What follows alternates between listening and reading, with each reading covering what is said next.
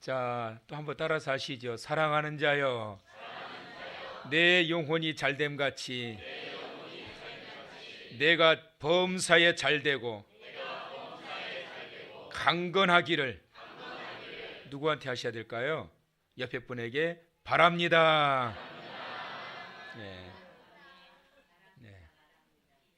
오늘 이 아침 여러분의 영혼이 잘됨 같이 이 아침에 하나님의 큰 은혜가 임해서 범사가 잘 되시기를 주님의 이름으로 축원합니다.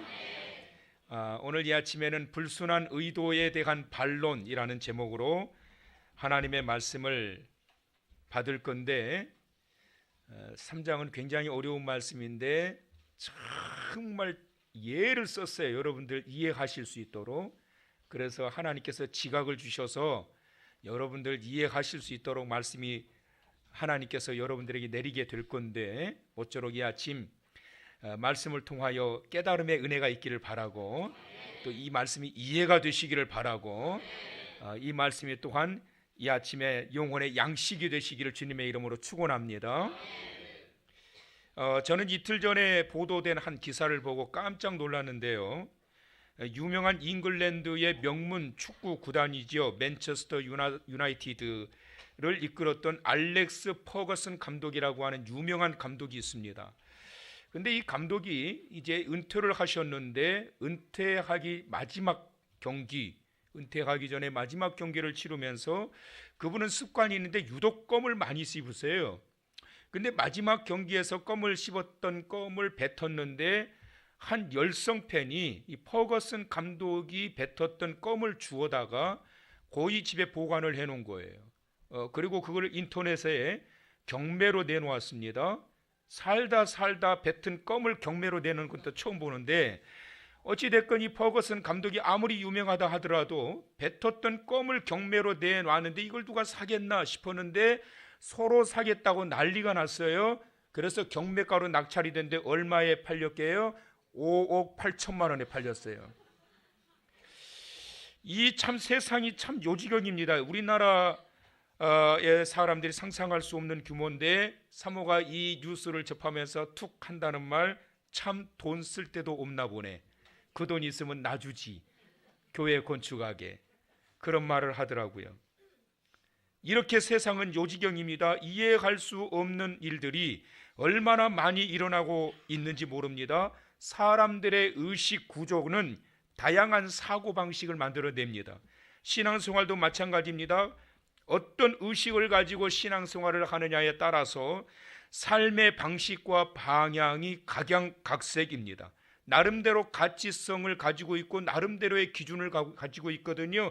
보통 사람들이 무슨 더럽게 그 뱉은 껌을 5억 8천만 원에 사느냐.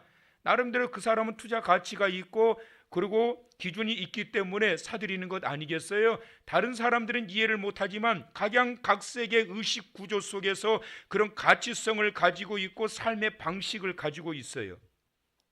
신앙생활에도 마찬가지입니다. 로마서 1장에 보면 이방인들의 의식 구조를 지적하고 있습니다. 그들의 의식 구조는 하나님에 대한 믿음, 하나님에 대한 지식 이런 것들이 없기 때문에 그들의 의식 구조는 죄로 얼룩져 있었습니다. 그래서 그들의 삶은 자기 멋대로 사는 거예요. 그래서 이러한 것들을 질타하고 있는 말씀이 로마서 1장의 말씀입니다. 로마서 2장의 말씀은 유대인들의 죄를 지적하고 있는데요. 이방인들은 하나님을 몰라서 그렇다 치자. 그런데 유대인 너희들은 하나님을 믿는 사람들이 어떻게 사는 모양이 그 꼴이냐 라고 하면서 우리가 지난주에 봤던 2장 1절의 시작, 남을 판단하는 사람아, 이렇게 시작하고 있는 내용을 보았습니다. 로마서 2장에서 얻은 결론이 뭘까요? 그것은 사람이 이 땅에서 살아가는 동안에 자기의 어떤 착한 삶을 통해서 구원에 이르는 것이 아니고 그것이 심판을 면하게 하는 것이 아니고 어떤 믿음과 신앙으로 살아가느냐에 따라 그것이 기준이 되어져서 판결되어진다라고 하는 말씀을 2장에서 결론으로 우리가 얻을 수 있습니다. 또 하나는 인간의 지위나 신분이 아니라 어떻게 살았느냐, 신분과 경력이 심판의 기준이 되는 것이 아니라 이 땅에서 어떻게 살았느냐가 그 기준이 된다라고 하는 것을 2장에서 말씀하고 있습니다. 그리고 또 하나는 얼마나 알고 있느냐, 너희가 율법에 박식하다고 그러고 너희가 율법에 대해서 도통하다고 그러는데 얼마나 알고 있느냐가 의인의 기준이 아니라 알고 있는 그 말씀대로 어떻게 살았느냐가 심판을 받느냐 그렇지 않느냐의 기준이 된다라고 하는 것이다 라고 하는 것이 2장에서 내린 결론입니다. 하나님의 진리의 말씀을 따라 기준이 되어줘서 하나님은 그 말씀을 기준으로 우리의 삶을 평가하신다라고 하는 것입니다. 지식과 신분과 자기의 견해를 우월적으로 여겼던 유대인들은 충격을 받을 수밖에 없었어요. 이 말씀을 받고 난 다음에. 그래서 3장 1절이 시작되는 그 말씀에 이렇게 시작돼요. 그런즉 유대인의 나음이 무엇이며 할례의 유익이 무엇냐. 이것이 바로 반론자들의 주장이에요. 자, 그렇다면 우리가 유대인인데 그러면 우리가 유대인으로서 남들보다 나은 게 뭐가 있느냐? 뭐가 낫다는 거냐? 우리가 할례를 받았는데 할례의 유익이 뭐가 있다라는 거냐? 이런 질문을 하면서 공격을 할 때 2절에 그렇게 시작하죠. 많다 적다 범사에 많으니. 시작. 범사에 많으니. 뭐라고요? 사도 바울은 그들의 그릇된 모습들을 1장에서 이방인들을 공격하고 2장에서 유대인들의 잘못된 것을 질타하고 난 다음에 그러나 그들을 쓰레기 취급하지는 않아요. 그들의 유익한 면도 있다라는 거예요. 그러면서 그들의 자존심을 올려주게 되는데 그들에게 유익한 것이 뭐냐? 그것은 바로 너희는 하나님이 택하신 하나님의 선민이다라고 하는 이 사실을 말씀하고 있는 거예요. 여러분, 하나님이 택하신 선민이라고 하는 것은 하나님이 택하신 백성이란 말이라면, 하나님이 택하신 자녀, 하나님의 택하신 하나님의 백성, 선민, 이것은 얼마나 큰 축복인지 모릅니다. 이런 특별한 은총을 너희가 입었다라고 하는 것을 말씀하고 있는 거예요. 이것은 누구도 알 수 없는 비밀이며 누구도 거역할 수 없는 불가항력적인 하나님의 특별한 은총이에요. 이것을 유대인들이 입었다라고 하는 이 사실을 말씀하고 있는 거예요. 너희를 하나님이 선택하지 않았느냐? 여러분, 우리를 하나님이 선택하신 하나님의 자녀요 선민이요 백성임을 믿으시기 바랍니다. 그런데 더 놀라운 축복은 뭐냐면 하나님의 선민으로 삼으셨는데 이것이 불가항력적인 은혜, 거역할 수 없는 은혜란 말이에요. 그러니까 여러분, 나 이제부터 하나님 안 믿을 거예요. 그러니까 하나님 나 아는 척 하지 마세요. 나 이제부터 하나님 안 믿을래요 라면서 거역할 수 없다라는 게, 이게 불가항력적인 은혜예요. 만약에 그것이 허락되어졌다라고 한다면 하나님도 숱하게 우리를 뒤집었다가 엎었다가 백성했다 안 했다가 하루에도 수십 번을 반복하실 거예요. 우리도 마찬가지야. 하루에도 숱하게 기분 나쁘면 나 하나님 안 믿을 거야. 천국이고 뭐고 다 필요 없어. 그러다가 조금 좋아지면 헤헤헤 그러면서 하나님 믿습니다. 내 영혼이 은총 입어 중한지지 먹고보니, 그러다 기분 나쁘면 하나님 나 아는 척하지 마세요. 이래버릴 거란 말이에요. 근데 여러분, 불가항력적인 은혜라고 하는 것은 뭐냐면 하나님께서 한번 선민으로 택하신 이 백성들은 결코 하나님께서 돌변하지 않으시고 변하지 않으시고 끝까지 지키시고 동행하신다. 이것이 바로 하나님의 내리신 놀라운 축복과 은혜라고 하는 이 사실, 하나님의 사랑과 긍휼하심이 그 은총을 입게 하셨다라고 하는 이 사실을 깨우쳐주고 있는 것입니다. 여러분, 여기에 대한 확고한 믿음을 가지고 사는 자 되시기를 축원합니다. 절대 우리 하나님은 나를 버리지 아니하신다. 2차 대전 때 히틀러가 유태인 600만 명을 학살하는 과정 속에 숨은 일화가 있는데요. 2차 대전을 시작하기 전에 히틀러가 만반의 준비를 이제 다 갖춥니다. 군사력을 강화시켜서 이제 준비를 하고 난 다음에 유대인들을 예비 구속을 전부 다 시켜버립니다. 그리고 난 다음에 유대인들이 갇혀있는 감옥에 히틀러가 등장을 해요. 유대인들 사이에 그때 이런 소문이 돌았습니다. 이제 곧 히틀러가 우리를 다 죽일 것이다. 그런데 히틀러가 바로 앞에 등장한 거예요. 대부분의 유대인들이 벌벌 떨었습니다. 이제는 우리 다 죽는구나. 그때에 한 노인이 큰 소리로 히틀러가 나타나자 큰 소리로 막 웃습니다. 그러자 히틀러가 너 왜 웃어? 그러면서 묻습니다. 그때 그 노인이 유명한 이런 말을 합니다. 역사적으로 유대인을 죽이려고 하는 시도는 많았습니다. 그런데 유대인을 멸절하려던 사람들은 다 죽었습니다. 애굽의 바로가 그랬고 70년의 타이투스 장군도 그랬고 성경의 모르드게와 유대인을 죽이려고 했던 하만도 그랬습니다. 그리고 우리 유대인들은 그러나 지금까지 다 살아 있습니다. 앞으로도 그럴 것입니다. 이 말을 히틀러 앞에서 이 노인이 크게 웃으면서 말을 합니다. 그런데 히틀러는 이 말을 듣고도 두려움 없이 유태인들을 죽였고 전쟁은 개시했습니다. 그 랍비 노인이 말했던 대로 히틀러는 그 뒤로부터 5년 뒤에 베를린의 포위망 속에서 결국 자살하여 죽고 맙니다. 그리고 유대인은 다 죽지 않고 1948년 그들은 드디어 독립하게 됩니다. 하나님의 선민은 하나님이 지켜주신다. 이것이 바로 유대인들이 가지고 있었던 사상이었고 믿음이었는데, 사랑하는 성도 여러분, 오늘 이 아침 하나님께서 나를 부르시고 택하신 하나님의 선민, 그러므로 하나님은 나를 지키시되 끝까지 지키시고, 나와 동행하시되 끝까지 동행하시고, 내 가야 할 길을 인도하시되 끝까지 인도하시는 나의 아버지가 되시며 그분은 나의 주가 되신다라고 하는 하나님의 선민의식, 그 사상 가운데 오늘 이 아침 하나님 앞에 서서 예배하고 말씀 듣는, 그리고 은혜의 자리에 임하는 이 시간 되시길 축원합니다. 그 다음에 두 번째는 너희에게 유익한 것이 많다. 두 번째 뭐냐? 선민이 되었고 너희에게 할례를 입지 않았느냐. 할례라고 하는 것은 뭐냐 하면 하나님의 자녀라고 하는 결정적인 하나님의 하셨던 약속의 증표예요. 그래서 태어나자마자 약속이 담긴 은혜의 흔적인 거예요. 그래서 이것을 하나 더 넘어가서 바울은 뭐라고 그럽니까? 이제는 표피를 제거하는 것으로 나는 할례 받은 하나님의 자녀라는 것을 자랑하고 다닐 것이 아니라 이제는 어떤 할례를 받으라? 마음의 할례를 받으라. 마음의 할례를 통하여서 하나님 예수 그리스도를 믿음으로 하나님의 자녀가 된 결정적 증거로 삼으라고 하는 것이에요. 여러분, 이제 나는 하나님께서 선민으로 삼아 주셨으니까 그 표면적인 모습을 가지고 자랑 삼아 나갈 것이 아니라 마음의 할례를 통하여 예수 그리스도가 내 삶의 나의 주인이 되시고 그분이 내 삶을 인도해 가시는 나의 전부이시고 나에게 최고의 가치가 있는 그 무엇과도 바꿀 수 없는 존재로 올려드리고 마음의 할례를 통하여 그분과 더불어 동행하기 위하여 오늘 이 아침 다시 한번 주님 앞에 머리 숙여 무릎 꿇고 은혜를 구하는 이 아침 되시길 축원합니다. 또 하나는 너희에게 유익한 것이 있는데 그것이 뭐냐? 너희는 말씀을 맡은 자가 아니냐. 그래서 3장 2절에 범사에 많으니 우선은 그들이 하나님의 말씀을 맡았음이니라. 이스라엘이라고 하는 이 나라는 하나님의 말씀 위에 세워진 나라예요. 세상에 그 어떤 나라도 이런 나라가 없어요. 우리나라도 그렇고 미국도 그렇고 영국도 그렇고 어느 나라나 다 사람들의 생각과 사람들의 주장과 사람들의 마음, 뜻, 그러한 것들을 모아가지고 법을 만들어 그 법 위에, 헌법 위에 나라가 세워지는 거지, 어느 나라치고 하나님의 말씀이 그 나라의 법이 된 나라가 없단 말이에요. 그런데 이스라엘은 너희는 하나님의 말씀을 맡았다. 얼마나 큰 축복이고 얼마나 놀라웠냔 말이에요. 그러면 우리가 유대인보다 나은 게 뭐냐?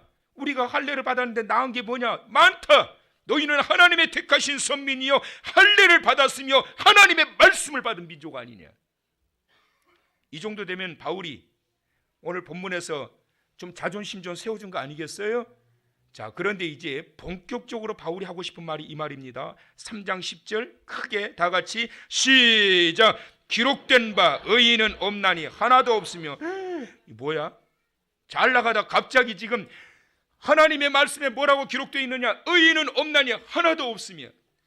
바울이 이 정도로 지켜 세워주신, 그래 맞아. 그러니까 우리는 하나님의 백성 맞잖아, 의인이잖아.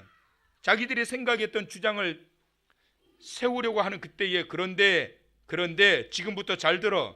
성경에 뭐라고 그래서 하나님께서 뭐라고 그러셨어? 이 세상에 의인은 없나니 하나도 없다. 그건 또 뭔 소리야? 왜 그런 줄 알아? 10절 봐. 10절 다 같이 시작. 모든 사람이 죄를 범하였음에. 시작. 모든 성경을 보세요. 자, 시작. 모든 사람이 죄를 범하였음에 하나님의 영광에 이르지 못하더니. 할렐루야. 3장 23절의 말씀 보면 모든 사람이 죄를 범하였음에 하나님의 영광에 이르지 못하더니.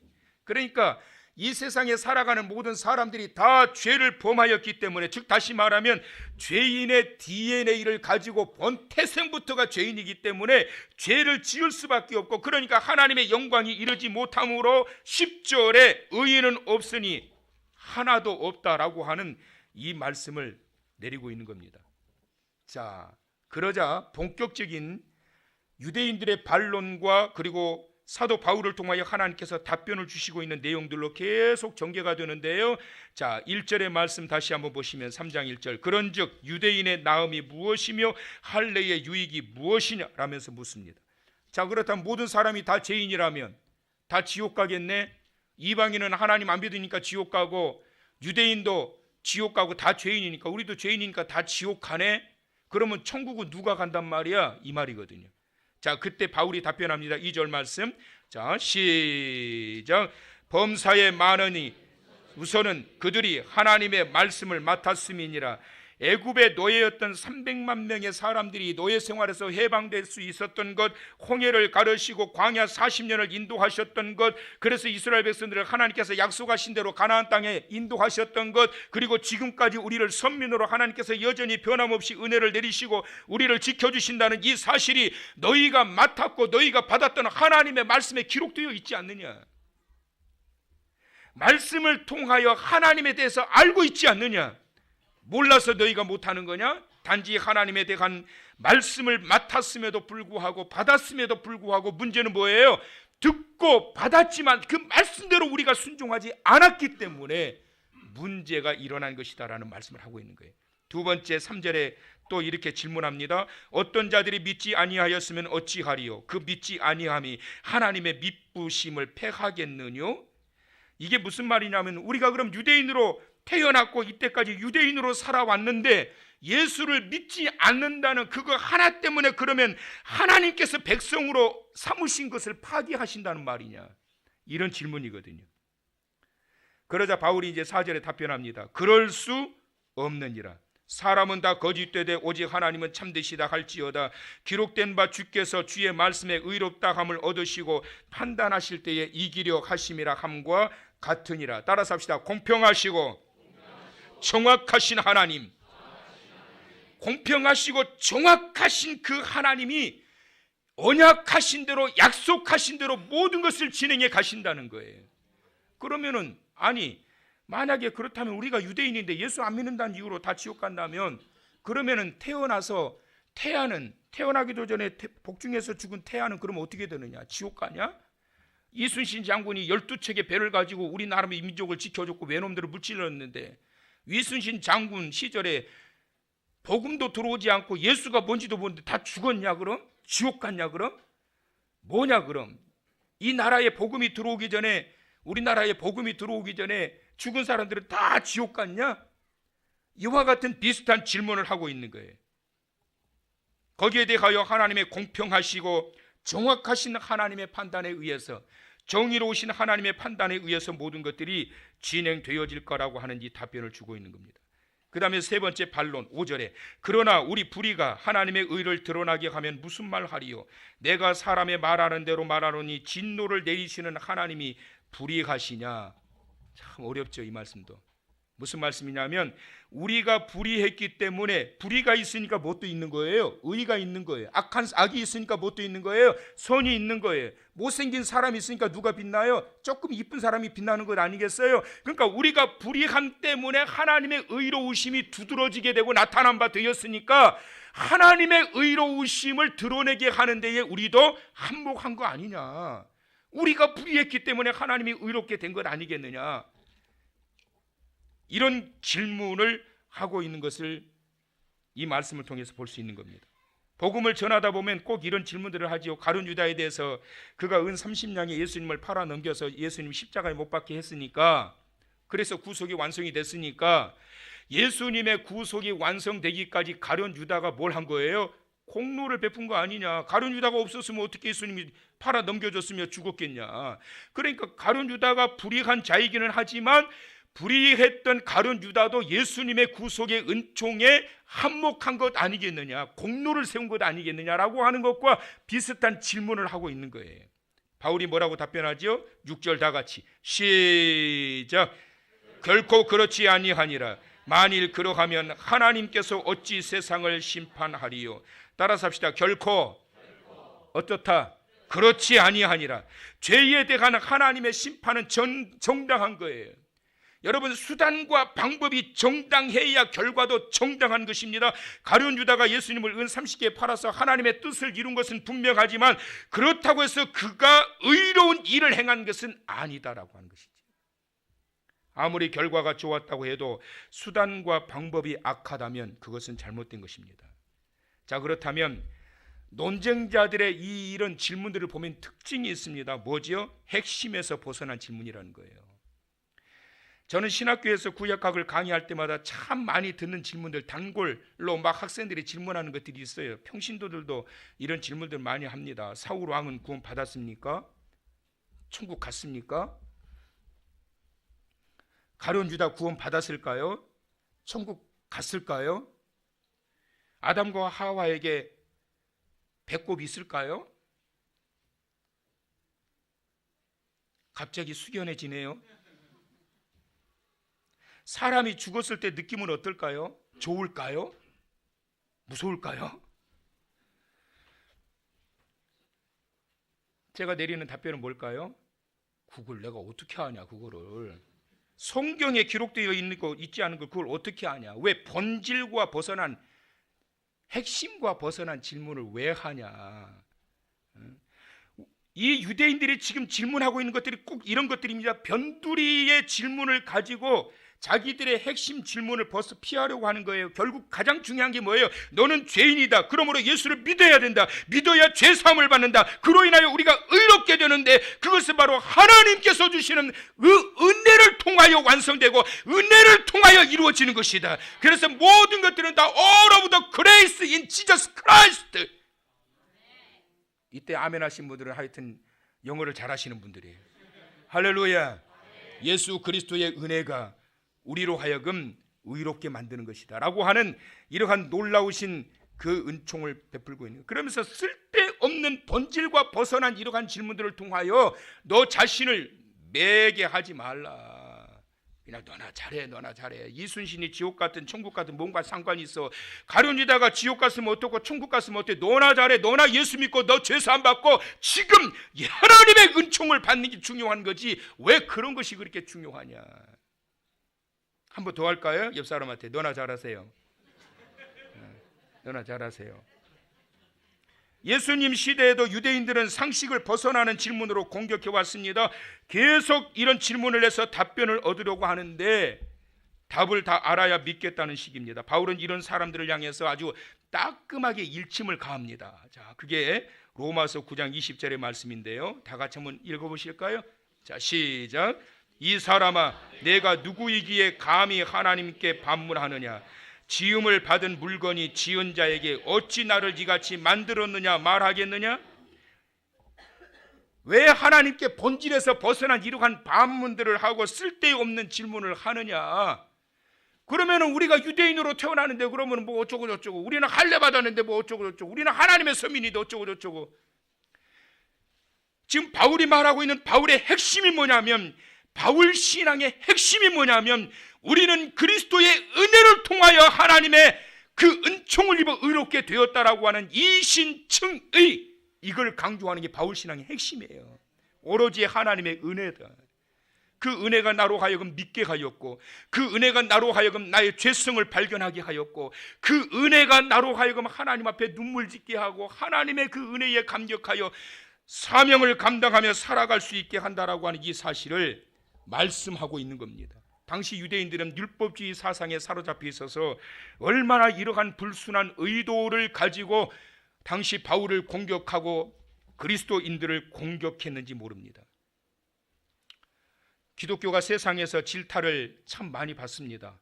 그러나 질타를 받는 행동들도 많이 하는데 문제는 뭐냐면 기독교를 와해시키려고 공격하는 적그리스도의 세력들이 있다는 거예요. 이들의 불순한 의도의 공격을 통해서 그들은 무엇을 얻으려고 할까요? 성도의 순결한 신앙과 믿음의 의문점을 갖게 하고 교회라고 하는 거룩한 공동체를 허물어뜨리기 위하여 부정적인 그러한 비정상적이고 비건설적인 불순한 의도의 공격을 얼마나 하고 있는지 모릅니다. 요즘 매스컴을 통해서 숱하게 그러한 교회를 공격하고, 물론 부끄러운 자화상들이 많아요. 교회 안에 성도들의 모습 속에서도 부끄러운 그러한 모습들이 너무 많아요. 목회자들에게도 큰 교회, 작은 교회 막론하고 부끄러운 모습들이 너무나도 많아요. 그런데 그들의 본질은 뭐냐면 그를 통하여 교회를 와해시키려고 하는 거예요. 여러분, 성도는 시련이 오고 시험이 올 때 가장 조심해야 될 게 뭔 줄 아세요? 누구에게나 살다 보면 시련이 와요. 시험도 와요. 성도가 시련이 오고 시험이 올 때 가장 조심해야 될 것, 가장 다쳐서는 안 될 것, 내 믿음 다치면 안 되는 거예요. 이런 시련과 시험을 통하여 내가 나의 믿음을 다쳐서 내 믿음이 훼손되어지게 되면 그 시련과 시험의 결과를 통해서 결국은 손해보는 자가 누구며 결국은 타격을 입는 자는 누구냐면 나예요. 그것이 바로 마지막 시대의 적그리스도들이 불순한 의도를 통하여 공격하기 위해서 호시탐탐 노리고 있는 모습입니다. 미국이라는 나라는 기독교 국가는 아닙니다. 그런데 기독교 정신은 지금까지 살아있어요. 그래서 그 기독교 정신이 살아있기 때문에 국가에 어려움이 생기고 지역이나 개인적으로 어려움이 생기면 그들은 어떤 모습을 보이죠? 기도합니다. 여러분 한번 보세요. 미국에 어려운 일들 생기고 총기 사고 일어나고 막 이랬을 때 그들에게 카메라에 비추어지는 그들의 모습을 한번 보시라고요. 기독교 정신이 아직도 남아있어서 그때마다 무릎 꿇어요. 기도해요. 길가에서도 기도해요.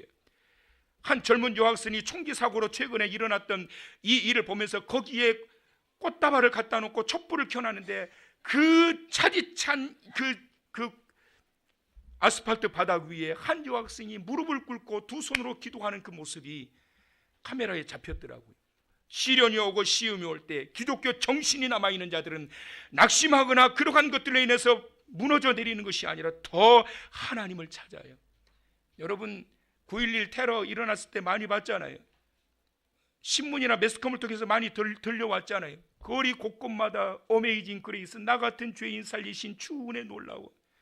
그들의 신앙이 회복되고 그들의 기도가 회복되고 그 9.11 테러가 일어난 다음에는 교회가 오히려 꽉꽉 들어차기 시작한 거예요.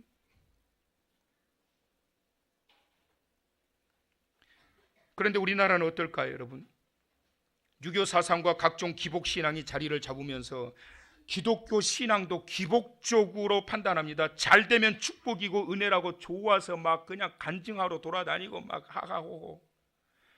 조금만 내가 원하는 대로 되어지지 않으면 반항까지 합니다. 하나님 도대체 왜 하나님 도대체 뭐라고 그러면서요? 내가 그동안 어떻게 했는데요? 내가 교회에서 어떻게 했는데? 내가 하나님 뭘 했는데? 하나님 왜 도대체? 이것이 바로 여러분 유대인들의 사고 방식이었단 말이에요. 그들의 율법주의를 통해서 그들의 어떤 행위의 결과를 통해 무언가가 얻어지게 되고 채워진다라고 하는 그들의 그릇된 자긍심과 교만이 하나님을 향하여 눈을 열게 만들었고, 그래서 불순한 의도를 가지고 건강하고 온전한 신앙을 가지고 나아가려고 했던 폭발적인 부흥의 물결을 이루었던 그리스도인들을 향하여 독을 품고 덤벼들게 만들었던 자들이 바로 유대인들이었습니다. 여러분, 시련과 시험이 오고 공격을 당하게 될 때 어떻게 해야 될까요? 시련과 시험에 대한 정확한 지식을 가져야 됩니다. 왜 내게 이런 시험이 왔는가? 원인 분석을 하는 게 가장 중요해요. 그래서 하나님의 은혜를 구해야 됩니다. 왜냐하면 은혜가 나로 하여금 살게 한다. 시작.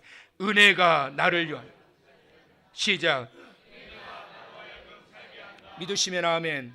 여러분, 성도가 살 수 있는 첫 번째 시련과 환난이 올 때, 공격을 당할 때 살 수 있는 것은 뭐냐면 하나님의 은혜가 그럼에도 불구하고 내게 머물러 있다라고 하면 그건 버틸 수 있는 힘이 되는 거예요. 이겨낼 수 있는 힘이 되는 거예요. 그런데 은혜가 무너져 버리게 되면 모래 위에 세워진 그 집과 같이 바다에 풍랑이 불고 바람이 불어서 무너지되 무너짐이 심하니라. 그게 무슨 말일까요? 한순간에 무너져 버린 거예요. 한순간에. 그 아름다웠던 그 집, 사람들이 보면서 와, 집 좋다, 사람들이 보면서 와, 저 집 좋다, 그랬던 그 집이 바람이 불고 창수가 나고 그러니까 무너지되 무너짐이 심하니라. 한순간에 무너져 버린 거예요. 왜 그럴까요? 은혜가 사라져 버렸기 때문에 그런 거예요. 은혜로 채워져서 살아가는 삶이 되게 될 때 시련과 시험도 이겨낼 수 있는 힘이 됩니다. 은혜는 시련과 시험의 의미도 발견하게 합니다. 하나님의 말씀의 은혜는 시련 속에서도 끝까지 포기하지 않게 합니다. 또 하나는 이런 시련과 시험과 이러한 불순한 자들을 통하여 공격을 당할 때 무너지지 않는 방법은 기도 외에는 방법이 없다. 이겨낼 수 있는 방법은 은혜에 대한 깨달음과 기도에. 그래서 예수님께서는 제자들에게 뭐라고 그러셨어요? 곧 다가올 환난에 대하여 말씀하시기를 따라서 하실까요? 시험에 들지 않게 깨어서 기도하라. 기도해도 시험이 와요, 여러분. 기도 안 해도 시험이 옵니다. 은혜를 받아도 시험이 오고 은혜를 안 입어도 안 받아도 시험이 와요. 그런데 차이가 있어요. 어떤 차이냐면 기도해도 시험이 오고 기도 안 해도 시험이 오지만 기도하지 않는 자들은 시험이 오고 환난이 오고 공격을 당할 때 무너짐이 심하니라 다 무너져 버리는 거예요. 그런데 기도하는 자들은 시험이 오고 시련이 오고 환난이 오고 공격을 당해도 기도하는 자들은 끝까지 버텨냅니다. 이게 달라요. 그리고 은혜를 사모하고 은혜 받는 자들은 그러세요, 여러분. 그런 신앙 가지세요. 하나님, 내가 곧 죽어도 주님 앞에서 죽을 겁니다. 내가 그런 정신을 가지시라고. 다 죽어가는 상황에서 거기서 또 거기서 하나님 앞에서조차 벗어나 버리면 어떻게 사실 거냐고. 결국은 나를 위로하시고 결국은 나를 살리실 분은 전능하신 하나님밖에 없는데 내가 죽어도 주님 앞에서 죽을란다. 내가 그러면 안 죽어요, 여러분. 제가 장담합니다. 주님 앞에서 죽겠다고 오시는 분은 안 죽는다. 시작. 왜 이렇게 기운이 없어요? 시작. 주님 앞에서 죽겠다고 오시는 분은 절대 안 죽는다. 믿으시면 아멘. 안 죽어요, 여러분. 안 죽어요. 근데 죽을 것 같으니까 떠나요. 다 죽어요. 결국은 주님을 벗어나서 살 수 있는 인생이 없다.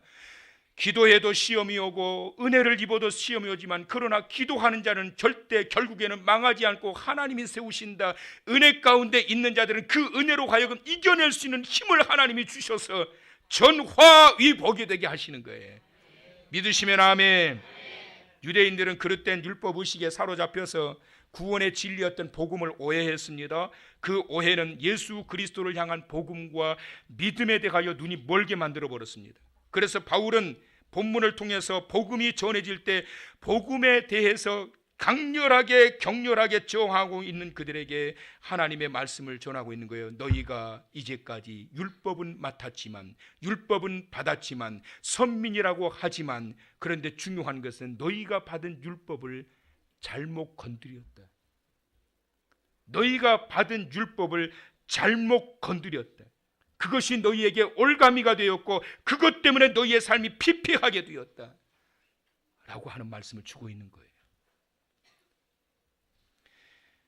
며칠 전에 여러분 뉴스를 통해서 보셨지요. 포항에서 일어났던 2년 전에 일어났던 5.4의 강진, 그 지진의 원인이 무엇이는지가 연구 결과를 통해서 발견되어졌는데 그 원인이 지열 발전 때문이었다고 그래요. 지진의 원인이 자연재해가 아닌 인재에 의해서 촉발되어진 그런 지진이었다는 겁니다. 몇 개의 기업체에서 지하에다가 수킬로미터의 펌프를 내리 꽂아가지고 어마어마한 물을 아래로 흘려내려 보냅니다. 그러면 그 지하에 있는 그 열기를 통해서 물이 데펴져 가지고 그 뜨거운 물을 끌어올려서 에너지원을 만드는 이러한 방식, 이게 지열 발전인데 이걸 통해서 이 과정을 통해서 문제는 뭐냐면 지하에 있는 판 구조를 건드려 버린 거예요. 어마어마한 물을 내려보내가지고 지하에 이 판 구조 형태로 되어 있는 거기에 엄청난 물을 쏟아 부어버리니까 그것이 판 구조를 흔드는 원인이 되게 돼서 그래서 지진이 터지게 되었고 그래서 자연의 기능을 건드린 촉발된 인재가 되었다라고 발표했습니다. 건드려서는 안 되는 것을 건드렸던 것이 바로 화근이 된 것입니다. 사랑하는 성도 여러분, 사람의 욕심과 어리석음이 재앙의 근원이 되게 할 때가 있습니다. 자기의 생각은 옳다라고 하는데 다른 사람들이 도저히 이해할 수 없는 행동을 얼마나 많이 하는지 몰라요. 씹다 뱉은 껌을 5억 8천만 원에 사는 사람이 있는 것처럼 유대인들의 의식 구조도 이해할 수 없는 자기 나름대로의 그러한 의식 구조를 가지고 율법을 잘못 건드렸습니다. 말씀의 근원지를 잘못 건드렸습니다. 잘못 건드린 순간 그들은 오해하게 되었습니다. 복음의 진원지인 예수 그리스도를 향한 그 믿음, 우리는 그 믿음이 훼손되지 않기를 바랍니다. 하나님의 은혜는 그 믿음으로 구원에 이르게 한다는 진리인데 그 진리가 훼손되면 안 됩니다. 지켜져야 됩니다. 함부로 건드려져서는 안 됩니다. 그 진리가 내 생각과 어리석은 논리 가운데서 거부되어진다라고 한다면, 그리고 불신되어진다라고 한다면 그것은 바로 재앙의 시작입니다. 예수 그리스도를 향한 믿음 위에서 견고하게 세워진 복음적인 삶이 이번 한 주간도 되셔서 하나님 앞에 부끄럽지 않는 은혜의 자리에서 하나님의 자녀로 살아가기를 간절히 소망하며, 그를 통해서 나를 여전히 변치 않으신 하나님께서 인도하시는 복음의 근원지, 축복의 그 근원의 자리, 나의 영원하신 생명줄이 되신 예수 그리스도를 붙들고 그분과 더불어 동행하시면서 이번 한 주간도 어떤 상황과 환경 속에서도 승리하시며 이겨나가시면서 저와 여러분의 믿음을 지켜나가 하나님께 영광의 삶이 되기를 주님의 이름으로 축원합니다.